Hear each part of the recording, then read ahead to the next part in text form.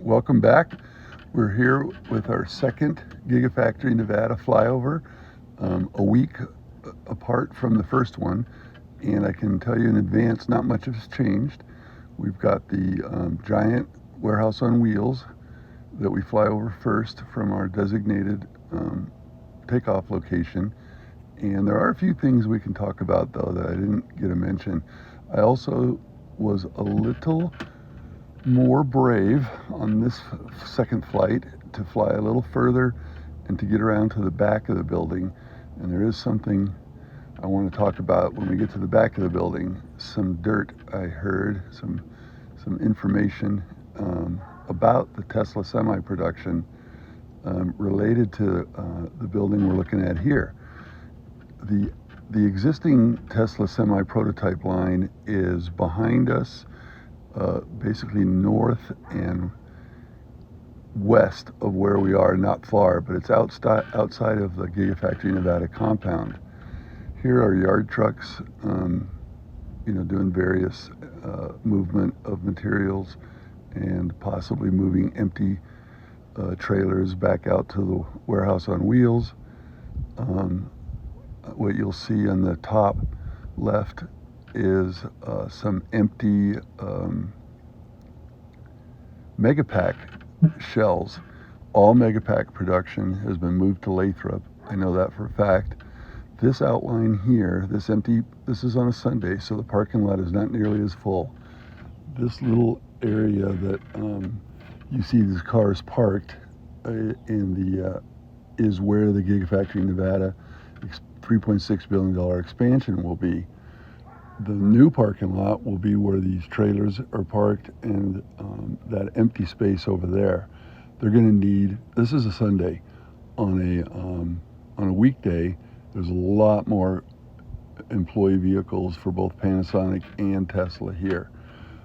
So they're going to need to also expand the parking lot, I believe, and that'll likely involve more fill, as I don't think the grade is proper for the amount of parking they need. Apparently the parking lot floods on any heavy rain. As we fly over, you can see the back of the building is not kept as tidy. The one thing about it is they own property all the way up to the top of the hill. So there's no like using a four-wheel drive vehicle and getting up there without Tesla security being on it. They've got trailers up there that monitor the trailers with cameras and detection equipment to detect any trespassing on their property, which is much more than just the area that you see that's been developed. I think that's not necessarily for future development, but for security. And here's a electrical distribution center for the factory. I also know that behind us, north of here, are several old school megapacks that are used to help buffer the energy. So we're about to get to the area that I really wanted to focus on.